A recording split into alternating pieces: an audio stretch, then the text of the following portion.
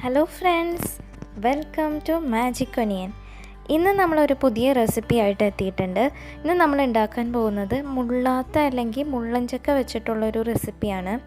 അപ്പോൾ ഇത് ഒത്തിരി ഹെൽത്തി ആയിട്ടുള്ളൊരു റെസിപ്പിയാണ്. നമ്മുടെ കടച്ചക്കയൊക്കെ ഉണ്ടാക്കുന്ന പോലത്തെ ഒരു റെസിപ്പിയാണിത്.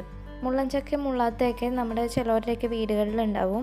അത് പാകമായി കഴിയുമ്പോൾ ഇതുപോലെ റെഡിയാക്കുവാണെങ്കിൽ ചോറിൻ്റെ കൂടെയൊക്കെ കഴിക്കാനായിട്ട് നല്ലൊരു റെസിപ്പിയാണിത്.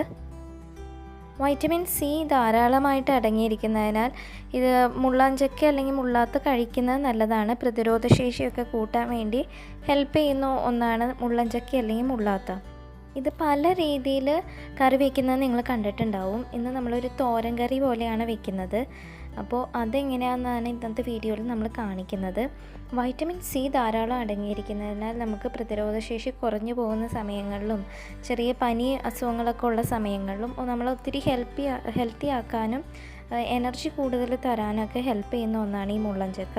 അപ്പോൾ അത് കഴിക്കുന്നത് നല്ലതാണ്. അതുകൂടാണ്ട് അതിന് അൾസർ പോലത്തെ അസുഖമുള്ളവരൊക്കെ അത് ഒഴിവാക്കുന്നത് തന്നെയായിരിക്കും നല്ലത്. കാര്യം അതിൽ ആസിഡിറ്റി കൂടുതലുള്ളതുകൊണ്ട് അത് ഒഴിവാക്കുന്നതായിരിക്കും നല്ലത്. എന്നിരുന്നാൽ തന്നെ മുള്ളൻചക്ക കഴിക്കുന്നത് രോഗപ്രതിരോധ ശേഷിക്ക് ഒത്തിരി ഹെൽപ്പ് ചെയ്യും.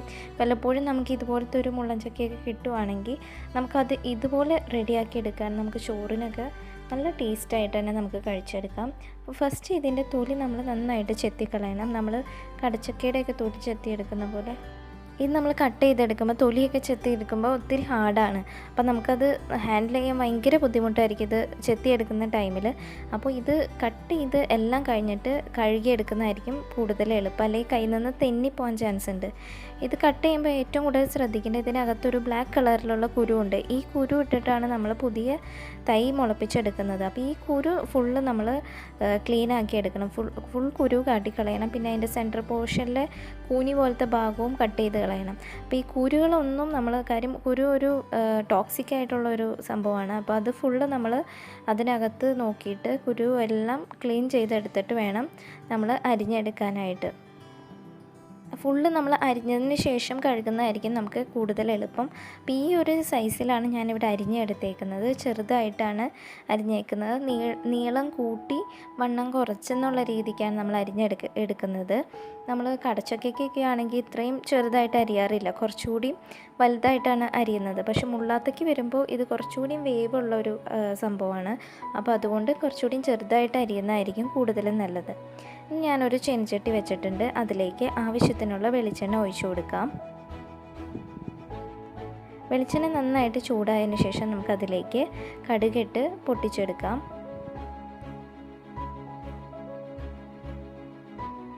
ഇപ്പോൾ കടുകൊക്കെ നന്നായിട്ട് പൊട്ടി വന്നിട്ടുണ്ട്. ഇനി നമ്മൾ അതിലേക്ക് അരിഞ്ഞു വെച്ചിരിക്കുന്ന സവോള കൂടെ ചേർത്ത് കൊടുക്കുകയാണ്. ഞാനിവിടെ എടുത്തേക്കുന്നത് 1.5 സവോളയാണ്. നല്ല വലിയ സവോളയാണ്. അത് ചെറുതായിട്ട് ഇങ്ങനെ അരിഞ്ഞെടുത്തിട്ടുണ്ട്. ഇനി ഇതിലേക്ക് നമുക്ക് ബാക്കി ഇൻഗ്രീഡിയൻസും കൂടെ ചേർത്ത് കൊടുക്കാം. അടുത്തായിട്ട് ഇതിലേക്ക് ചേർക്കുന്നത് ചെറുതായിട്ട് ചതച്ചെടുത്ത് വെച്ചിരിക്കുന്ന ഇഞ്ചിയാണ്. ഇനി അതിലേക്ക് കറിവേപ്പില കൂടെ ചേർത്ത് കൊടുത്തു. ഇനി അതിലേക്ക് ചതച്ചെടുത്തേക്കുന്ന വെളുത്തുള്ളിയും കൂടെ നമുക്ക് ചേർത്ത് കൊടുക്കാം. ഈ ഇഞ്ചി വെളുത്തുള്ളിയൊക്കെ ചേർക്കുന്നത് നമുക്ക് ഗ്യാസ് പ്രോബ്ലം ഉള്ളവർക്ക്, അൾസറിൻ്റെ ബുദ്ധിമുട്ടുള്ളവർക്ക് കൂടുതൽ നല്ലതായിരിക്കും. ഇനി അതിലേക്ക് ചതച്ച് വെച്ചിരിക്കുന്ന ചെറുള്ളിയും കൂടെ ചേർത്ത് കൊടുക്കുകയാണ്.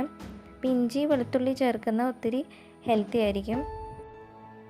ഇനി അതിലേക്ക് ആവശ്യത്തിനുള്ള ഉപ്പും കൂടെ ചേർത്ത് കൊടുക്കാം. ഇനി നന്നായിട്ടൊന്ന് മിക്സ് ചെയ്ത് കൊടുക്കുക.